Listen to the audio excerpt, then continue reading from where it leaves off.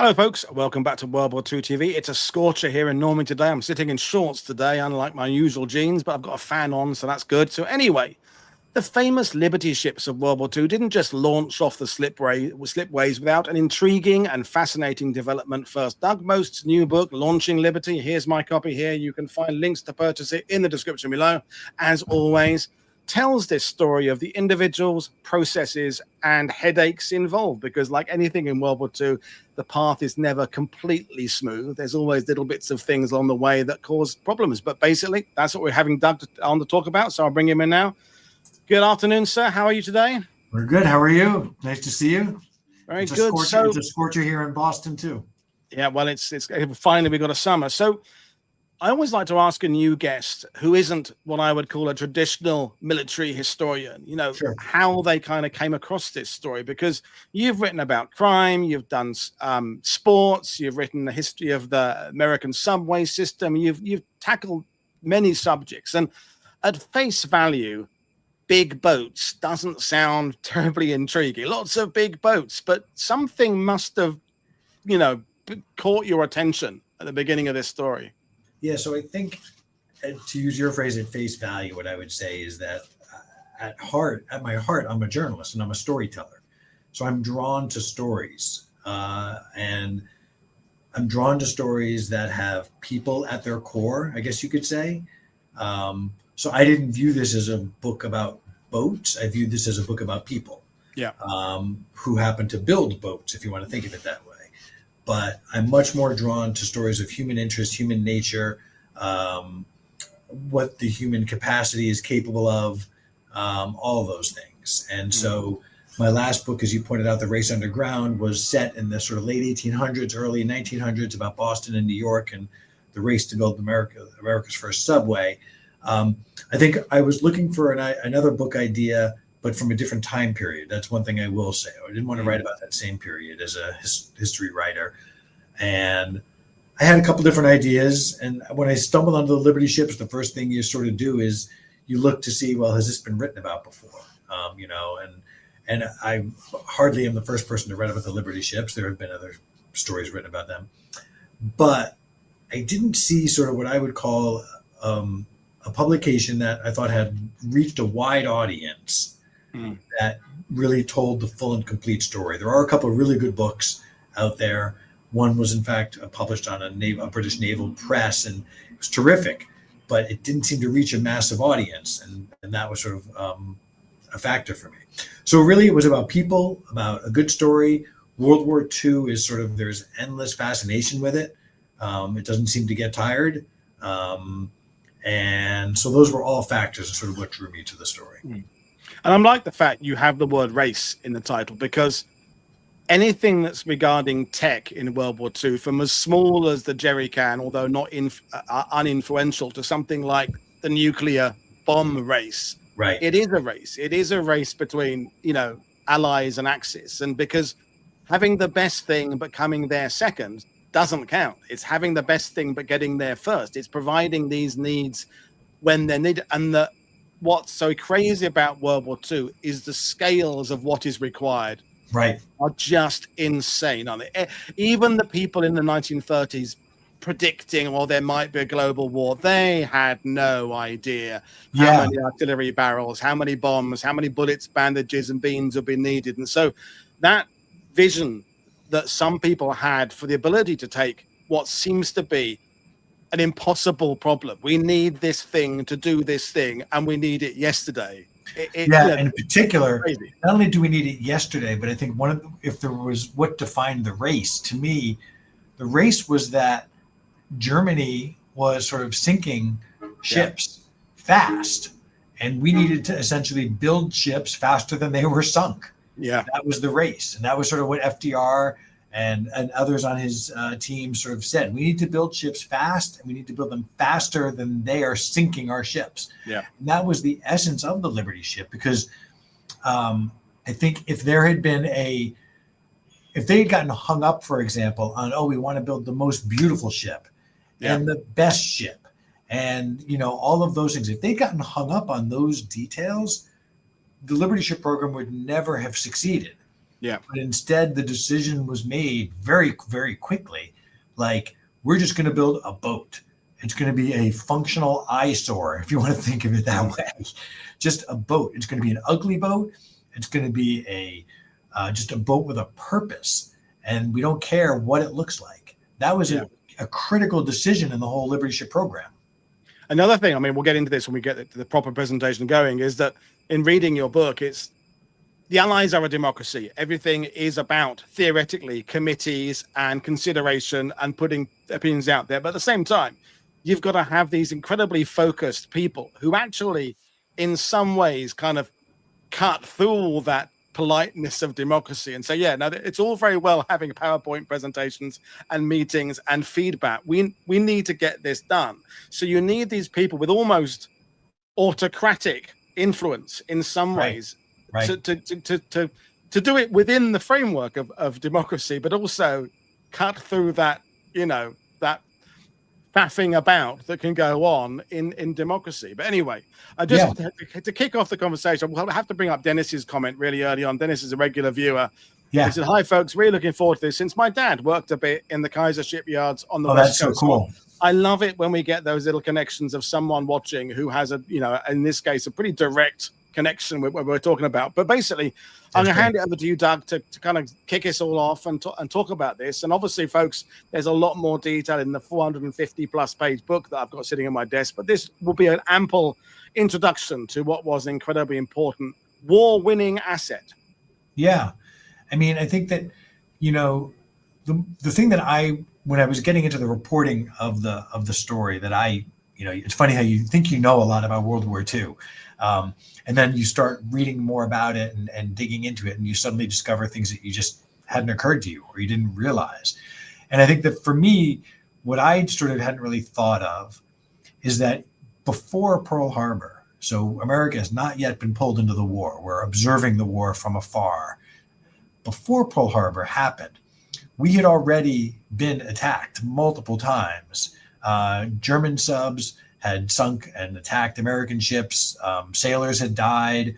And the mood in America was pivoting from, we have no desire to get involved in that war, to, well, we might have to get involved in that war. But we still hadn't been attacked yet in terms of the big scale attack, the Pearl Harbor attack. And so President Roosevelt recognized that, like, we can't wait. We can't wait for that attack to happen. We need to be prepared for war. He was someone who, and this was also something I really didn't know a lot about, he was Undersecretary to the Navy during World War I. And in World War I, he had seen how America was vastly underprepared for war, and in fact had to borrow planes and tanks and jeeps from European allies in order to fight. Americans had to borrow all these things in order to participate in World War I. He was determined when he was president to not let that happen again. If America got pulled into war, we were going to be ready with our own, and this is obviously his famous phrase, with our own arsenal of democracy. Yeah. So he built and he set up this arsenal of democracy economy, but this was a really critical point. That arsenal of democracy was absolutely useless unless there was a way to transport it around the world. Planes were too small. They couldn't carry, a plane could carry 3 tanks, so that wasn't going to cut it. You couldn't just have vehicles that could carry 3 tanks across the ocean. You needed something of massive scale to be able to do that. And so that's how the Liberty Ship program came to be, that if the fighting was going to happen over in Europe and we have this arsenal of democracy that we've built, how do we bring that arsenal of democracy across the oceans to help our troops? That sort of really is where the story begins. Brilliant stuff. So, let's carry on. I'm loving it already. So I think that it's important to remember that people sometimes think that inventions, they happened in the country where they were built. But in this case, the invention for the Liberty ship really started with a British shipbuilder. His name was Robert Cyril Thompson. He lived north of London. He was a famous shipbuilder in the Sunderland shipyard. He was one of the biggest shipbuilding families in the country. And he had been building these prototypes for big ships that had big cargo holds. And one of his ships caught the eye of the Admiralty, the British Admiralty, who recognized that they needed some new cargo ships. And they reached out to Robert Cyril Thompson, invited him down for a meeting, and essentially said, we like the ship that you've designed. We need more of them. And that was a big moment. He had really not done a lot of work for the Navy, for the Admiralty. That wasn't his specialty, but they needed his help. And they said to him, you can't use our shipyards to build these ships because they're all basically preoccupied building naval ships and warships and other things. So we don't have any ship capacity. So they asked him if he would be willing to go to the United States, obviously their closest ally, and find a way to build the ships in the United States with America's help. That was what they said to Robert Thompson. So that's where my book sort of takes off, is where he goes to the United States. He meets with officials. He goes on a 17,000-mile barnstorming trip around the country, this fascinating trip where they rent a plane, they fly around the country in 1940, late 1940, and they're starting to look for potential partners to help them build these ships. That was sort of an exciting trip, an interesting chapter to write about. I learned a lot about this. It was called the British Merchant Shipbuilding Mission. That was what the trip was called. And they, like I said, barnstormed around the country for 17,000 miles. A fascinating story about this trip was that when they were done and when they thought they'd reached a partner and found an agreement and done everything they needed to do to find a partner to build these cargo ships, Robert Cyril Thompson had been essentially given a pot of money that he could spend on these ships by the Admiralty. They gave him a budget and they said, here you go spend this budget. Well, unfortunately, the budget that they gave him and the budget that he needed did not line up. They didn't give him nearly enough money. When he cabled back to Great Britain and said, hey, I found a partner and I found a way to build these ships, but I'm going to need a lot more money, he was worried about how that message was going to be received back home. And rather than wait for a response, he decided to get on a ship and go back home to have the meeting in person. While he was on a boat heading back to London, the boat that he was on was torpedoed and his boat was sunk and he was thrown overboard and put into a lifeboat and basically had to row for days with other survivors of this attack until they were picked up and then made it to shore. But he almost didn't make it, which would have been incredible. But that's a crazy story that happened at the beginning of the beginning of the Liberty ship journey. I'm glad you mentioned that like so many of these projects, we've talked about the LST, we've talked about other aspects, that these are collaborative efforts, and right. No Brit is ever going to deny that the US didn't have the industry. I mean, of course, you provided the bulk of the industry in terms of volume.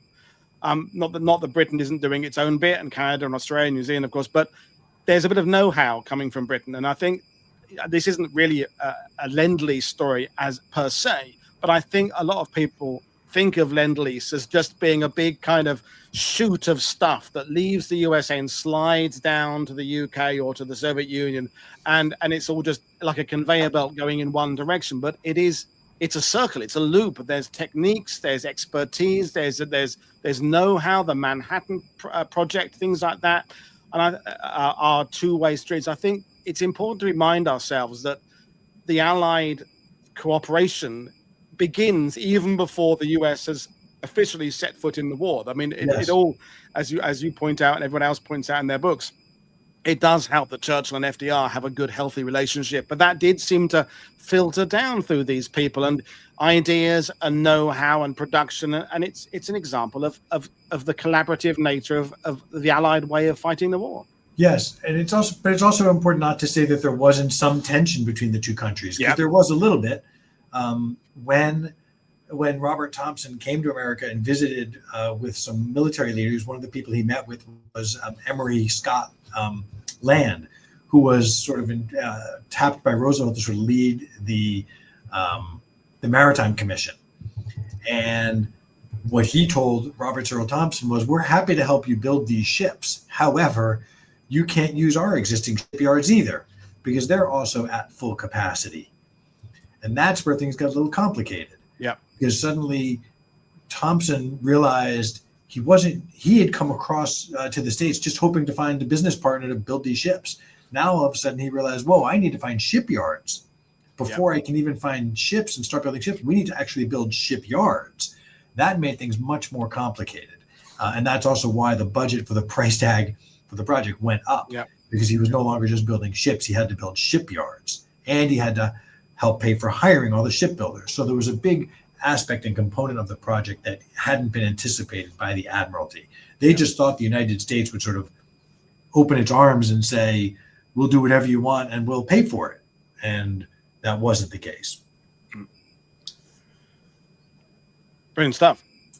So you talked about this briefly. So this partnership between President Roosevelt and Henry Kaiser was really the linchpin to the whole effort. Kaiser, in the mid-1930s, had sort of started to become a more known figure, but he was not a nationally known, recognized industrialist. His big claim to fame in the mid-1930s was that he built the Hoover Dam. He had sort of figured out a way to build this massive hydroelectric dam essentially in the desert of the United States, and finished it under budget and ahead of schedule. And it sort of put him on the map a little bit. President Roosevelt came out to celebrate the opening of the dam, and it introduced Roosevelt to Kaiser and Kaiser to Roosevelt. And it was this relationship where they both began to recognize that they needed each other. And that was an important dynamic. Kaiser was in the business of government contracts. In order for his business to succeed, he needed these big government contracts to build roads, to build bridges, to build dams. Those all required government contracts. So he needed that work. So the president was obviously a valuable partner for him. Roosevelt needed private industry and American industrialists to help him get things he wanted done. Government couldn't do everything. He knew that. So he needed people like Henry Kaiser to step forward and to sort of offer to build things. That partnership became critical. At one point, and I talk about this in the book a little bit, Henry Kaiser became so popular and so big and so successful at what he did. At one point, he was actually rumored to be a vice presidential candidate for President Roosevelt, and even rumored to be next president. He was that popular. So it's interesting that he sort of really, his popularity soared as his projects grew and he became more involved. The Liberty Ship project was perhaps his signature sort of project. And just a quick question for you, Doug. I think it's slightly a rabbit hole, but I think, FDR is obviously perceived as one of the most socialist presidents the US has ever had. But I think sometimes that perception of him overshadows the fact he is very much interested in big business. He has grand ideas. The people around him, they have some ideas about, I don't know, healthcare and social care and things like that. But it doesn't mean he doesn't think big in terms of industry and capitalists. And I think, the fact that there's someone like this who is, considering, becoming a running mate, so to speak, or a vice president, that doesn't in some ways sit with that how we envision FDR. And I think we've talked about that with Larry Ferrero in the past, that FDR's reputation is sort of stuck in a very noble place, but doesn't get across the entire complexity of his vision, I suppose. Right. And I think it's a good point. And I think that he would probably acknowledge this. And I think that historians would say that, the success of the New Deal program that, was sort of his signature program,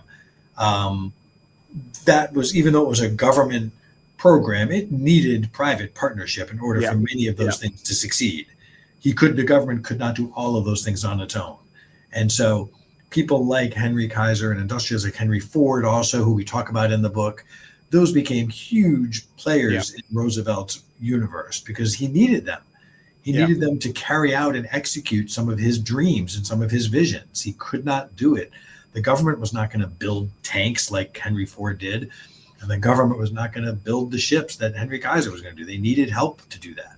So I do think you're right. I think Roosevelt sort of recognized, despite his sort of socialist tendencies, that he really did need these public-private partnerships to carry out his legacy. And especially with the speed aspect that we talked about at the beginning, it's probably a cliche, but government programs tend to take a while to get going. They have Correct. to go through, whether it's Britain, your side of the Atlantic, or my side, they take a bit of time. But a businessman, like we said earlier, can possibly find that way of go, but we need this again. We need this tomorrow. We haven't got time to, do 453, environmental studies. We've got to get this done Tuesday. Yeah. So I'll give you an example of that. So January 3rd, 1941, Roosevelt wheels himself behind a desk at the White House. And this is, again, Pearl Harbor hasn't happened yet. That's 11 months away. January 3rd, 1941, he wheels himself behind the desk at the executive office of the White House and announces to a press corps that's gathered, we're going to start building cargo ships. We have to start building American cargo ships here. He announces the price tag. He says how we're going to do it. He answers a bunch of questions about it. That's on January 3rd. 1 week later, piles are being driven into the ground in Richmond, California. And a few weeks after that, more piles are being driven into the ground in Maine. 2 shipyards that are going to be erected to start building massive cargo ships. So think about that. Within weeks of the presidential announcement, they're building these shipyards. That doesn't happen today. Red tape gets in the way. Political infighting gets in the way. So many things. There's fighting over which states are going to get the shipyards. All those things would happen. He just wasn't going to stand for that politics. He just felt there was no time for that. And he had the partners lined up. And within weeks of him announcing we're going to build ships, the ships were being built. Yeah. That's pretty incredible. And like you said, that happens only because he sort of relied on the private industry to do this. He didn't want to let government red tape stand in the way. Yeah. And as your book explains, real characters as well. These weren't, boring, gray, people from middle accounting. They are dynamic, right, visionary people. Right. So Henry Kaiser was the partner on the West Coast. And then Kaiser and other people went and found a partner on the East Coast. And that was Pete Newell in Maine, who had sort of become a legendary shipbuilder in Maine. And it was very important to the government that they do use both coasts of the United States to build these ships, because there was some politics at play here. First of all, most of the United States shipbuilding all was on the East Coast at that time. It was up and down the East Coast, from Maine to North Carolina to Maryland to Florida. That's where the bulk of the shipbuilding was, Baltimore, Maryland. But they didn't want to rely only on the East Coast. They recognized that this war was going to be fought on both oceans, and they wanted there to be shipbuilding on both coasts. So you had Richmond, California on the San Francisco Bay for the West Coast, and then you had South Portland, Maine on the Atlantic Ocean on the East Coast. That was a key part of the Liberty ship strategy. Yeah. So that's an example. Here's a picture here of the Richmond shipyard starting to get built in California. It was right on San Francisco Bay. Richmond was a small town of about 24,000 people. But by 1941 and into 1942, it was a town of 100,000 people. As shipbuilders swarmed into the town, and Richmond was transformed from this sleepy little town to one of the most important industrial hubs in America, sort of right alongside Detroit and Newport, Rhode Island, which is another huge place where many things were being built there. These were all sort of wartime cities that cropped up just because of the war. And Richmond, California really became the hub of Liberty ship production. So, yeah. Yeah, go ahead. I was going to say no. So that you're going to move to it now. It's the workforce. People are starting to ask, where do the workers come from? I will just put out the comment from Amy, who is from Portland, the home of Kaiser shipyards. Hi, Amy. I won't be at We Have Ways this year, but I saw you whenever it was before. And what's going on with shipping? Sal says, sorry for being late. I just finished Doug's book. It is great. So that's from the mighty What's Going On with Shipping YouTube website. Channel there, so that's a nice little praise for you there. But yeah, workforce, and again, I like with your book is that you always remind us that there's workers needed for everything, like you said about this idea we need these ships, we need these shipyards. Well, the USA needs everything right now. It needs bombers, it needs pilots, it needs jeeps, it needs guns, and it needs workers for all these things, as does the UK. So right. It's a very competitive market, isn't it? You want what you want, but there's all sorts of other people going to the same department and say, but we need people too. Yeah, and this was all part of the wartime economy that sort of cropped up, with FDR and everything happening. So they needed, not only did they need shipyards, but they needed shipbuilders, and they didn't really have a way to sort of start that process. So they just Henry Kaiser put out the call. His shipyards and his people put out the call for shipbuilders, and as Richmond sort of exploded, more people from around the country, from all the way from Mississippi, from Arkansas, from Oklahoma, they all came, and they were called the Arkies and the Okies, and Mississippi. And I tell this great story of this one woman whose husband came to Richmond, California from Mississippi for a job, and then she collected her 5 children 6 months later and put them on a train, and she took a train all the way from Mississippi through Texas and up through Los Angeles to San Francisco, and the train ride was incredible for her, just with these 5 children clinging to her on this hot train, but she got there, and then she got a job in the shipyards too. And so that's how people came. They flocked. They were good jobs, they were stable jobs, they were good paying jobs.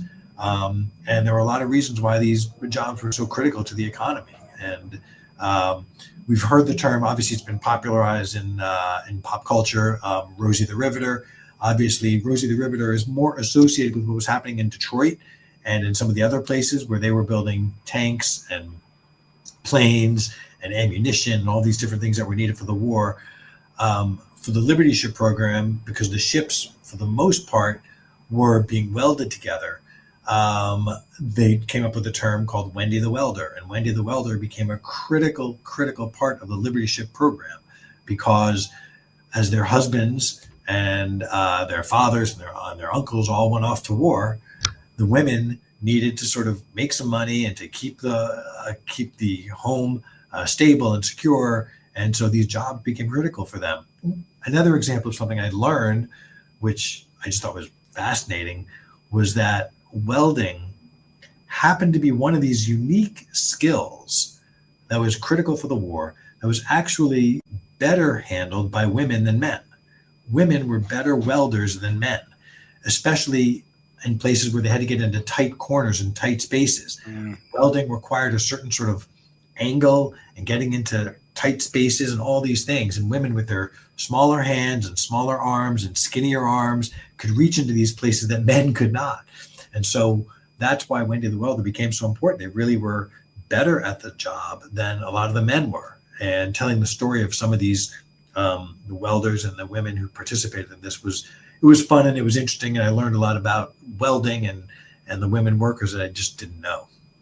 I'm glad also that you talked about this need for work that some people had. I mean, I think because of me coming from the UK, which is relatively small, I think of when the recession, the depression was over, that everything gets back up to speed fairly quickly. But with the enormity of the USA, some of the rural areas had taken years to get out of it, whereas perhaps the cities had kind of got out of it a bit quicker. And so even in 1940, when we're thinking of production lines, there is still poverty on I guess you'd call it, on quite a wide. So people were prepared to move, as you just explained with the story there, incredible distances, not only for the war effort. That's kind of the touchy-feely aspect of it. Oh, it's for the war effort and for patriotism, but it's actually just to put bread on the table too, isn't it?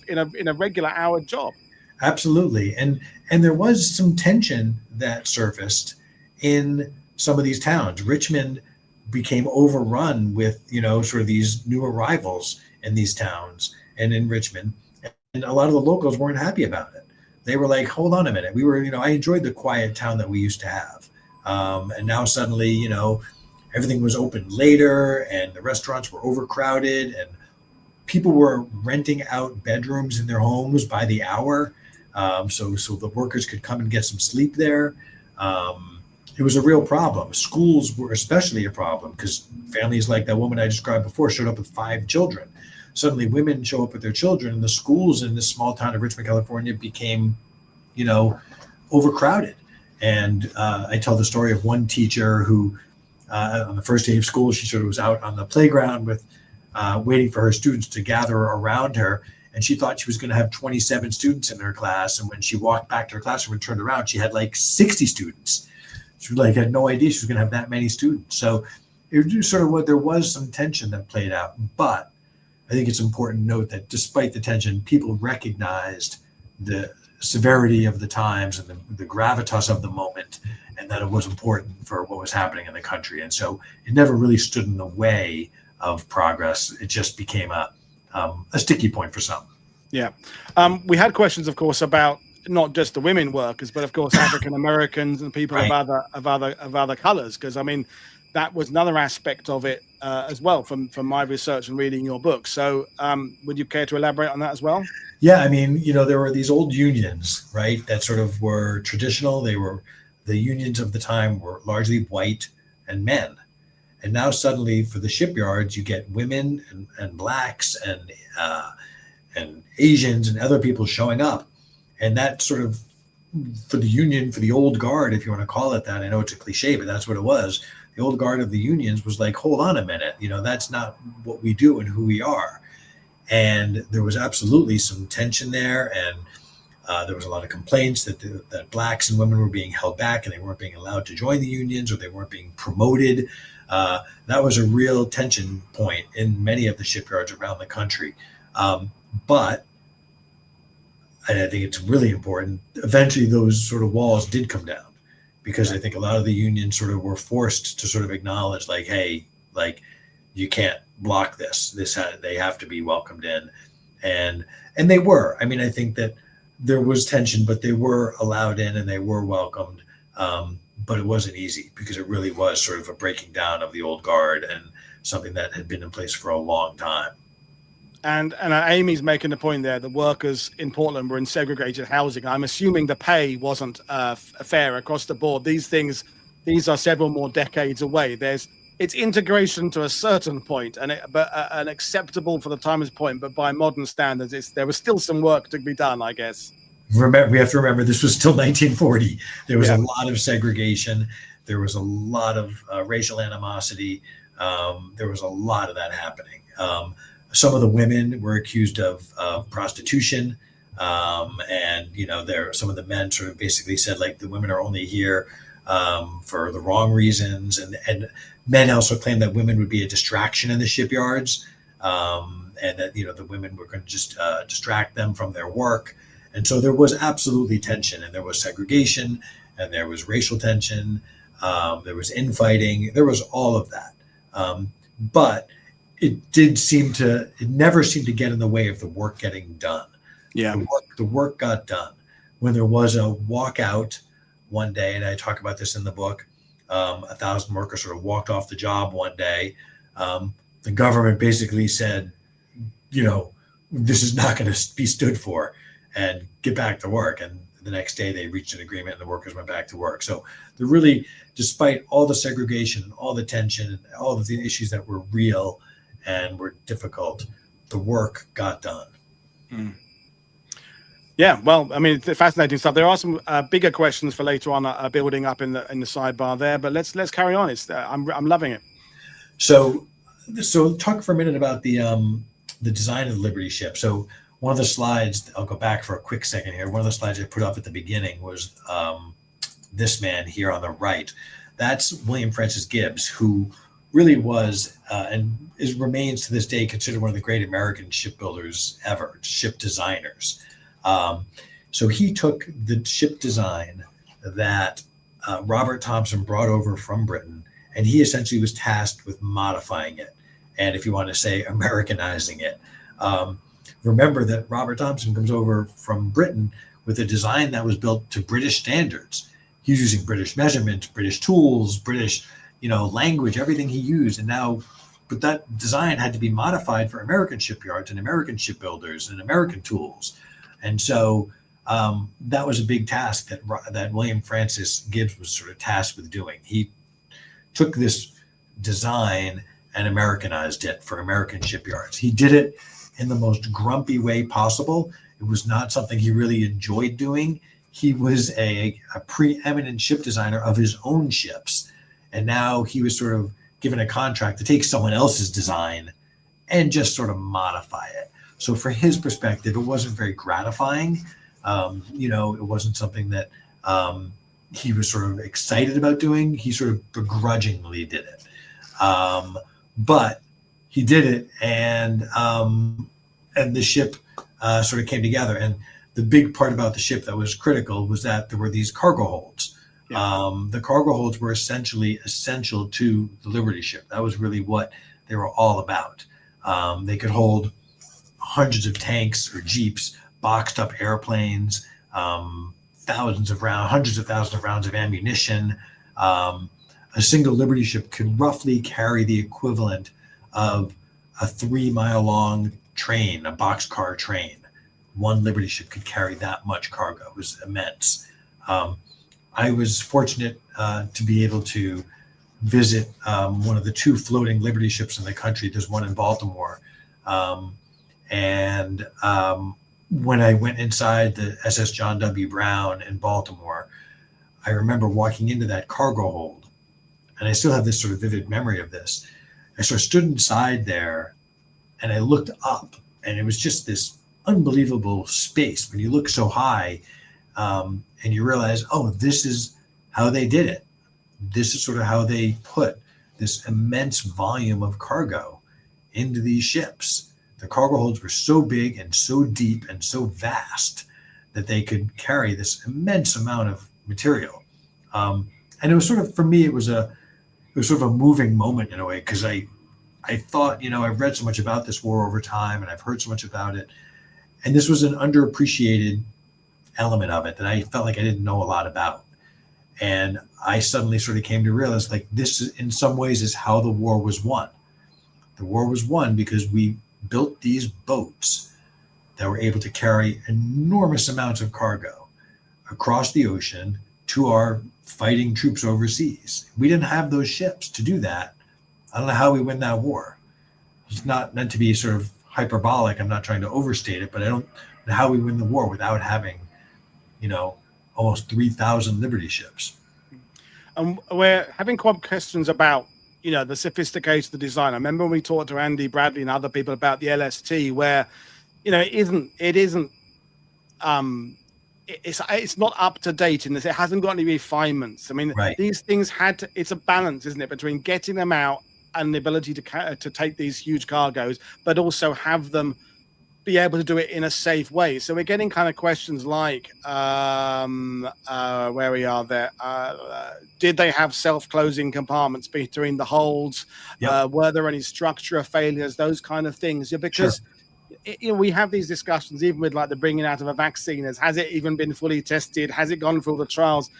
A race can imply cutting corners. So, I know you're not a naval engineer, but it's okay. You've obviously studied this, but those are great questions. It is a balance, isn't it? Yeah, those are great questions. So, one of William Francis Gibbs's sort of most famous inventions, if you want to call it that, was in fact these cargo holds that could be closed off.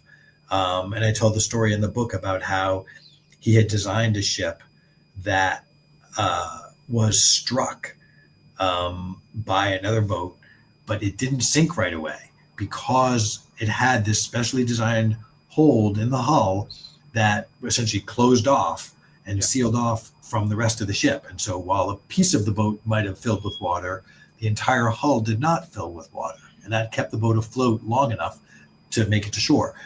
That was a really critical part of his design element, was sort of designing these holds in a way that they could be sealed off.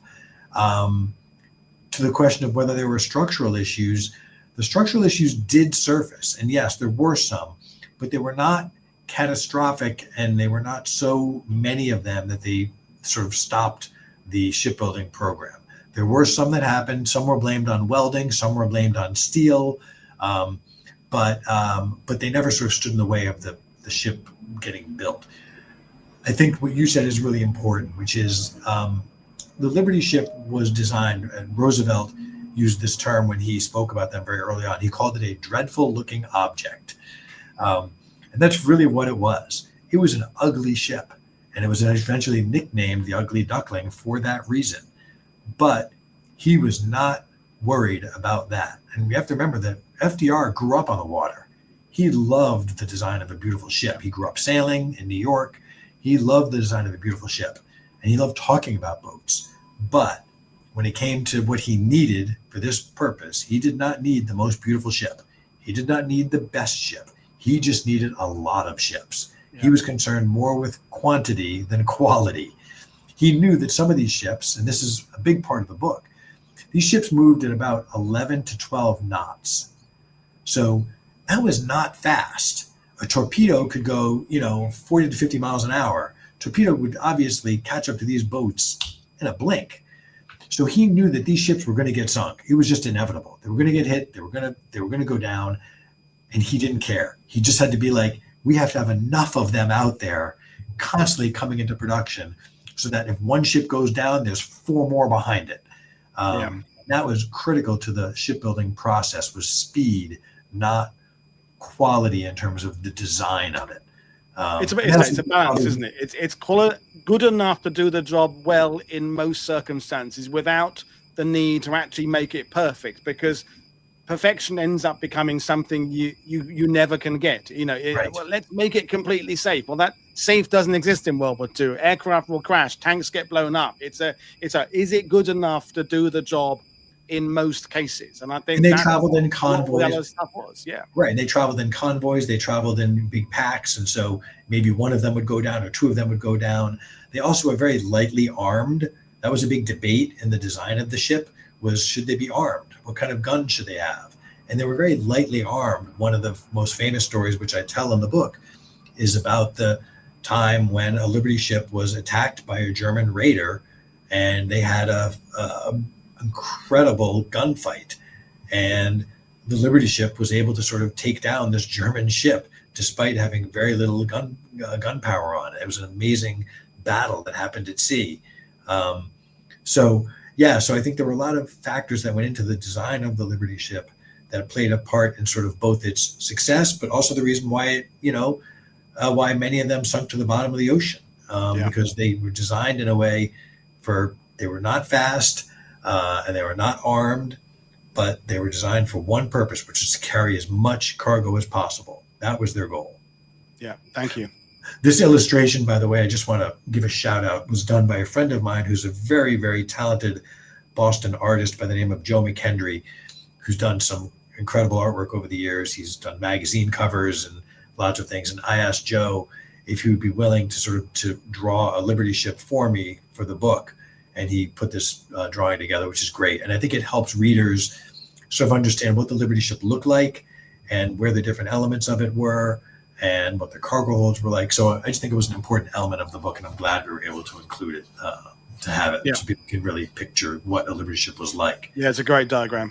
It was 441 feet long. And so for perspective, the Titanic was about twice that length. So it was a very big ship, but it wasn't like Titanic size, but it was a very, very big ship. Brilliant. So we talked about speed a little bit. So the ships at first, it took about 8 to 9 months at the beginning of the program for one ship to be built. It was pretty quickly realized by the Maritime Commission and by others that was too long. This needs to speed up. And eventually, very quickly, it did.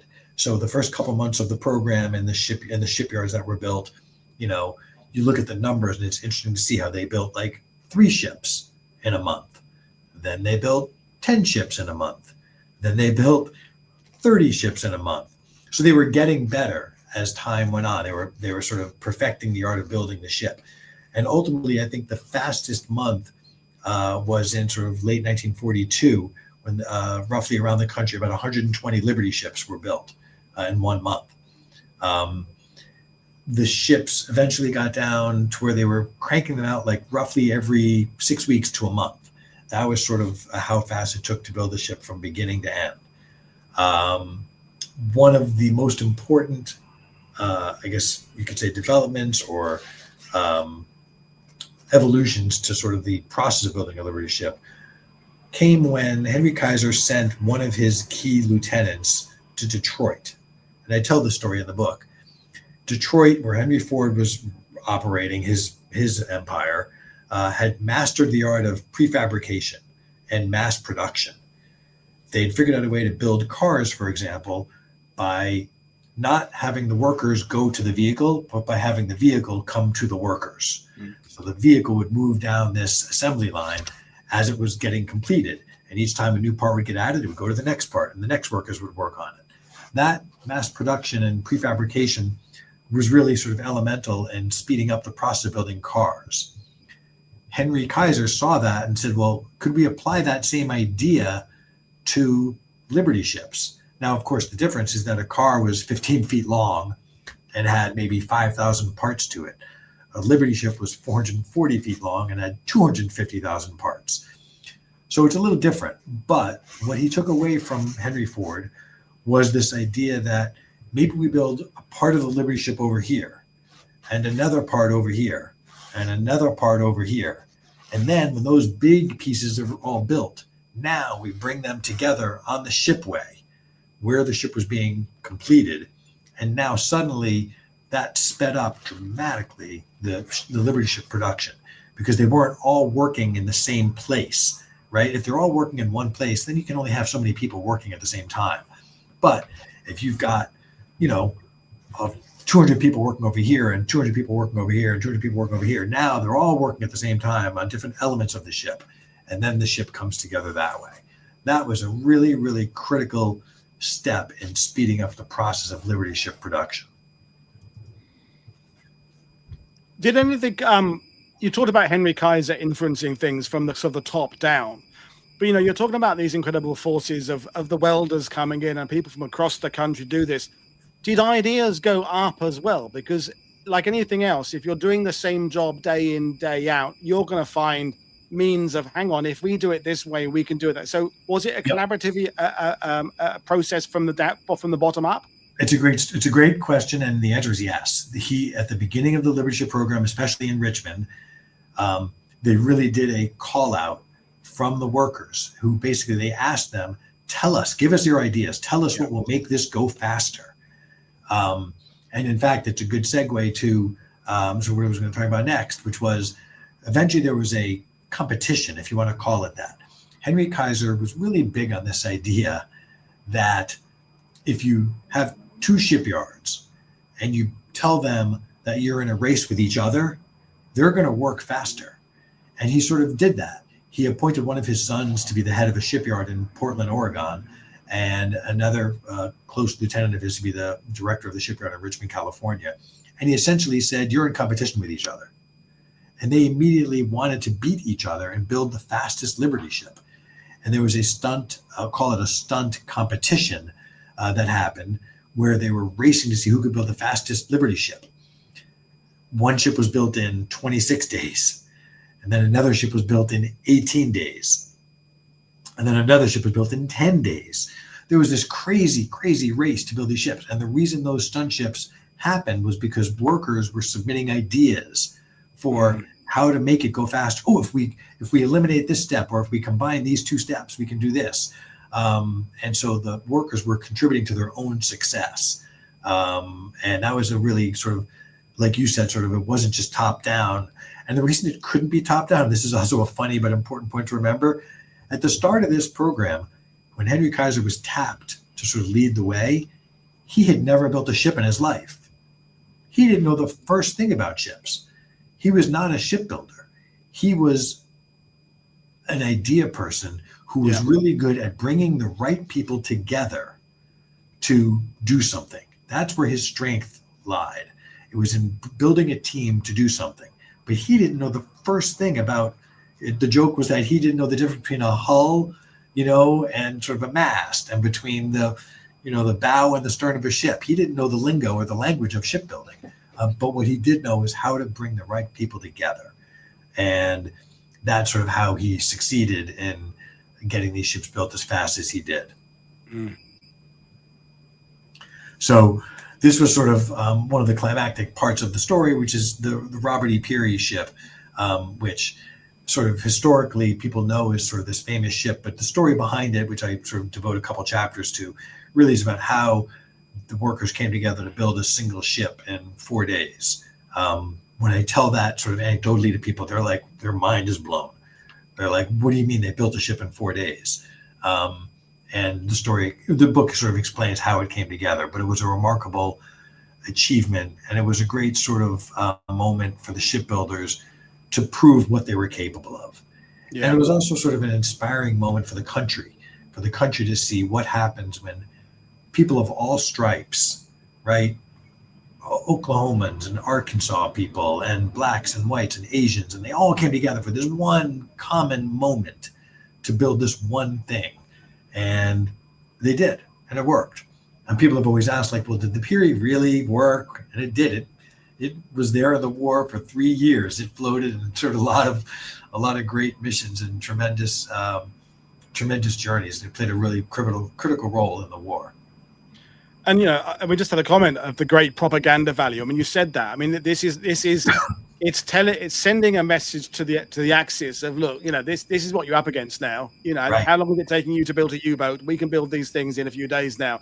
It's also galvanizing the country. It's also demonstrating the effectiveness of the workforce, of technology, of East Coast and West Coast. I mean, it's like a perfect campaign for a government to get behind. And you've got all the other stuff going along as well. You had Doolittle in 42. You've got war bonds. You've got all the heroes coming back, Navy Cross recipients, Medal of Honor recipients. This is part of an incredibly important public project to just keep that money going into war bonds, keep the country positive. Because as we always talk about in this channel, the middle part of the war, things aren't going too well for the Allies. We right. need positives. So I know some of this is later in the war, but good stories are valuable.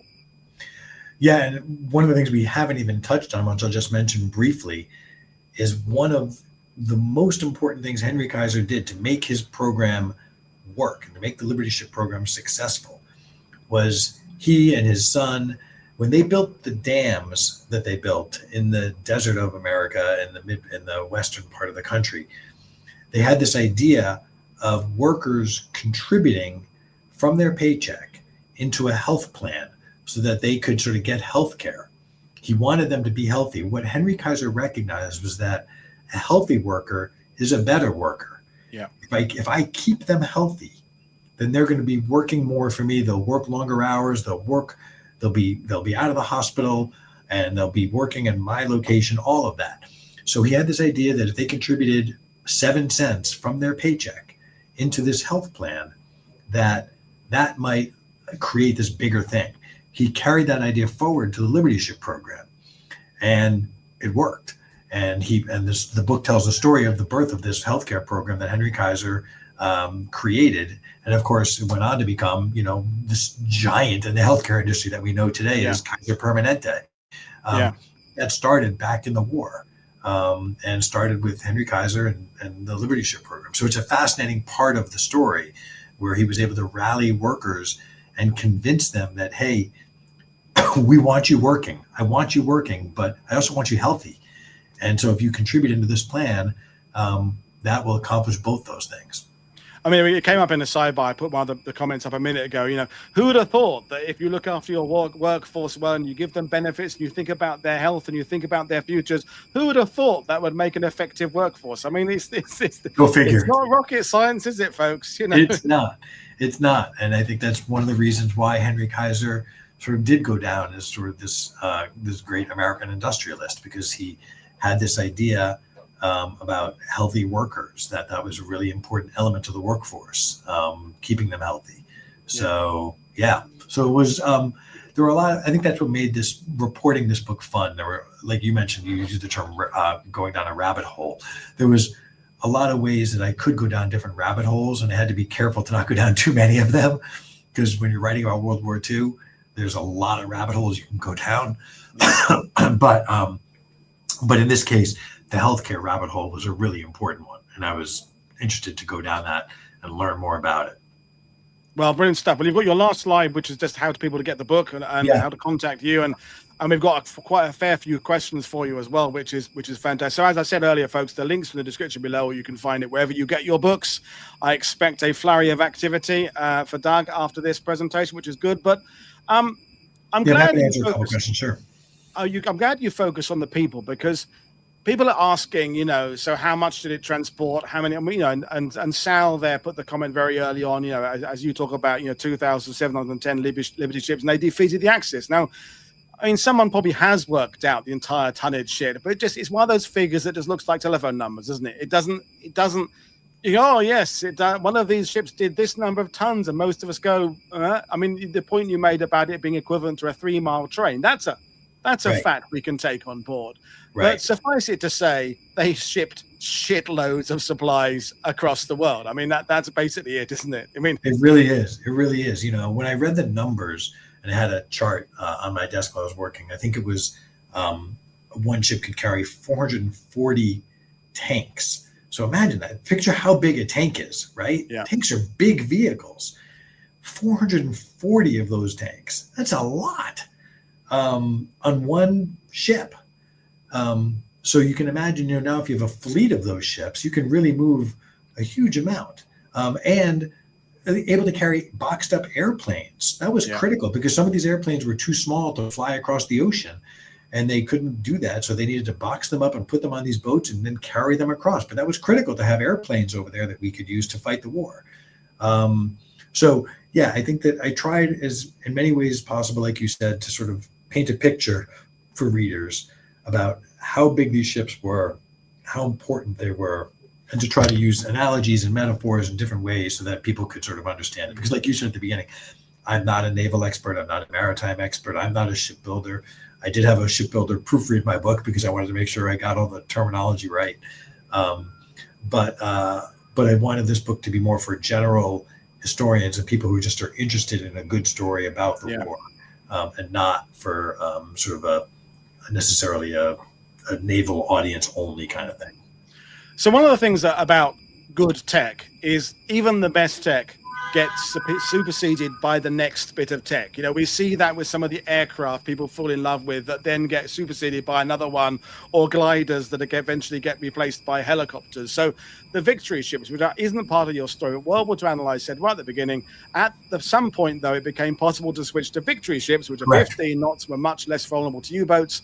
But too many people were attached to the Liberty ships to make this switch. And that's something I got from your book, is that both the people who, well, not both, there are 3 lots of the people who designed them were part of the ideas behind it. The workforce who constructed them and the people who served on them ended up getting very attached to something that you yourself said wasn't the prettiest design. It was ugly, it was utilitarian, but it did the job. Obviously, it did its job, but there has to be something else behind it that creates that affection. What do you put it down to?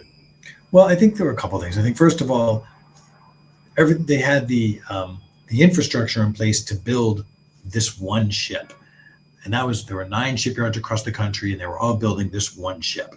So it wasn't so easy to suddenly pivot and say, okay, now we're going to build a different ship. That was not so easy to do.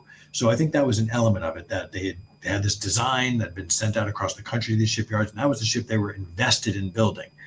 But eventually, we talked about some of the cracks that occurred in some of the ships.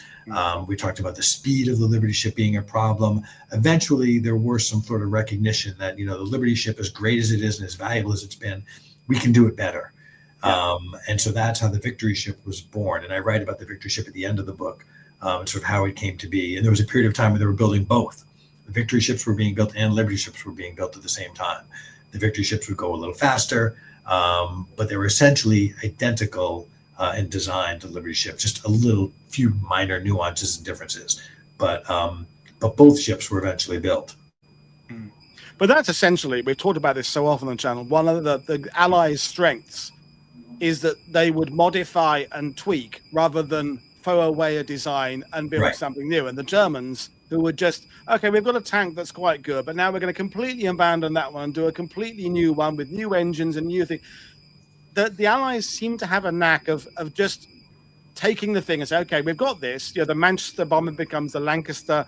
The B-17 sort of eventually more. Well, the B-29 is separate, but you can see the evolution. You can see we've got this now. Let's make it better. Then the B-52 after all then follows the B-29. The Allies were good at that. Good at just broadening out the concept, increasing the efficiency, and modifying it, because that's that efficiency that gets through. So, talking of efficiency, William asked. I mean, you've partly addressed this early on.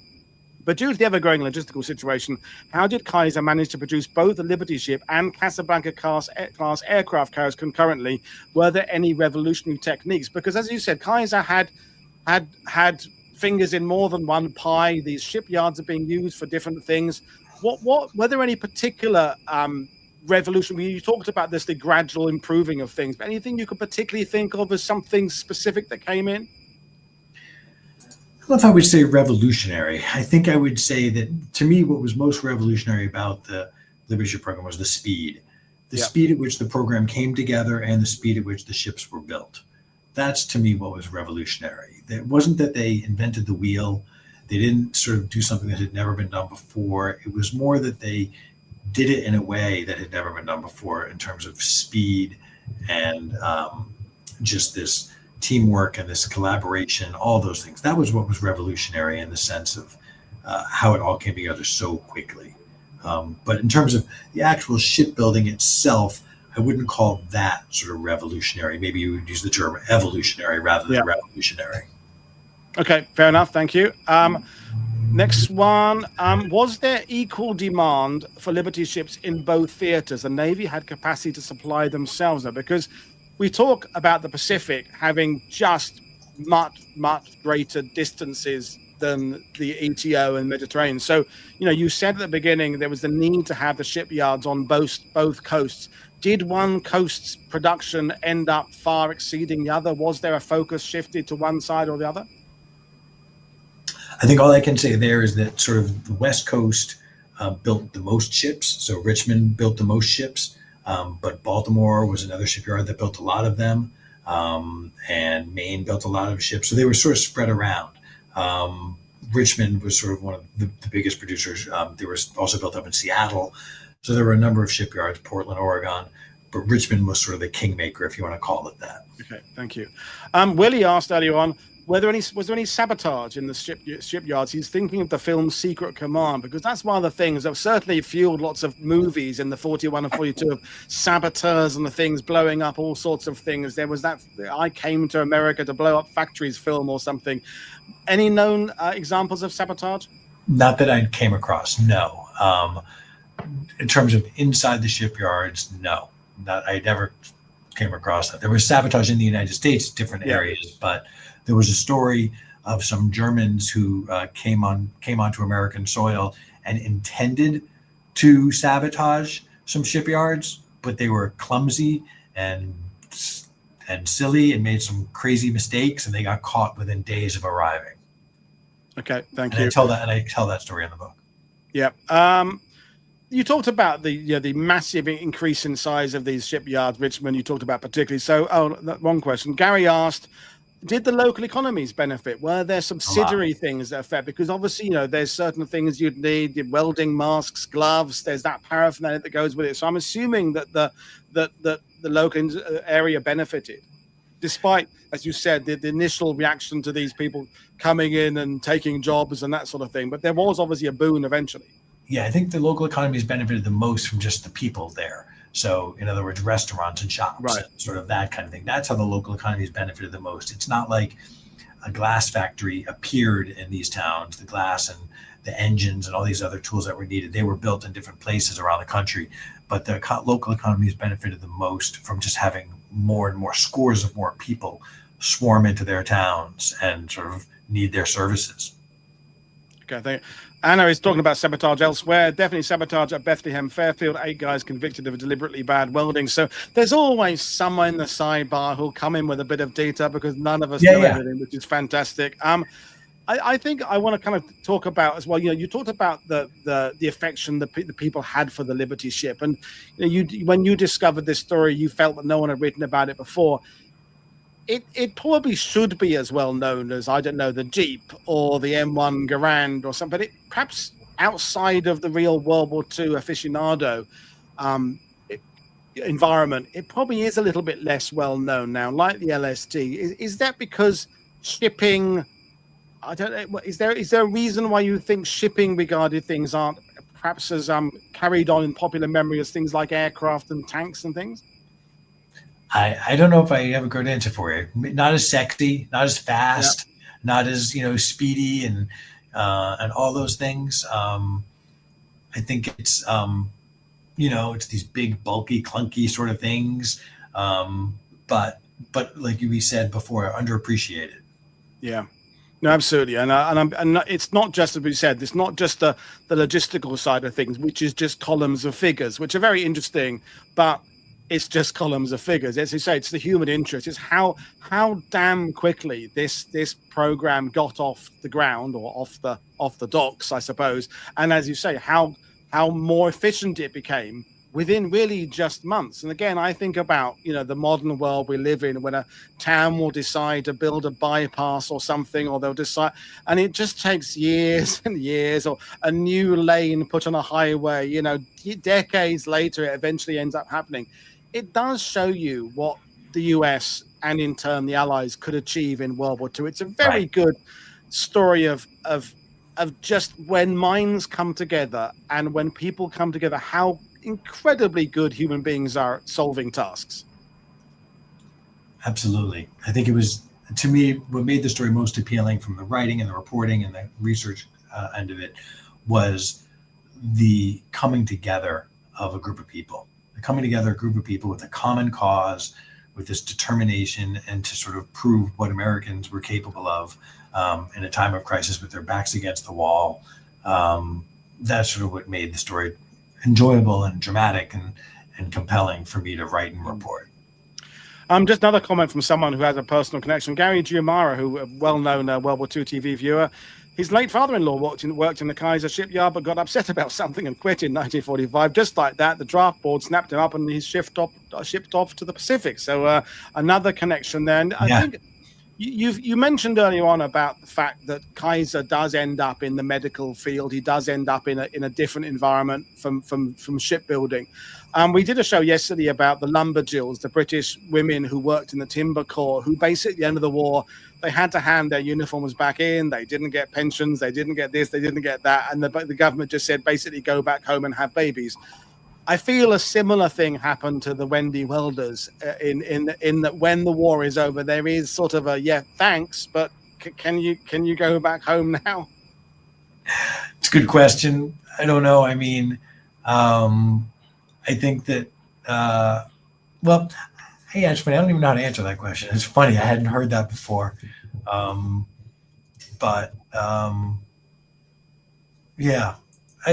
guess you can never go home all the time. No problem. Well, we will bring things in there. Doug, it's been fantastic talking to you. You've got a meeting to go to. Other people have got things to do. I wish you sincere luck with the book. It got high praise from what's going on with shipping, so that's good enough for me. So as I said, folks, the link's in the description below, but I'll leave you all and see you again tomorrow when we're talking about the Merchant Marine. So thank you, Doug. Thank you, viewers, for your fantastic questions. See you again next time. Much. Yeah, Paul, thanks. I really appreciate the time. I love your channel, and having these conversations is great. And I love the questions. People are welcome to, if they do go to my website, there's a place to contact me if they want to send me a message and an email there. I'm happy to respond to them. And like you said, the book is it's coming out now. It's in bookstores and it's also online. And it was a fun project. And I hope it reaches readers, and readers are touched by the story, and it connects with an audience. So thanks for your time. I really appreciate it. Thank you. And and as you say there, it's people can get in touch with you. So fantastic. So folks, I'll see you all again tomorrow. Click like and subscribe. Buy my guest books. But this is Paul Woodhatch for World War II TV saying enjoy the rest of your Tuesday. Cheers, everybody. Bye.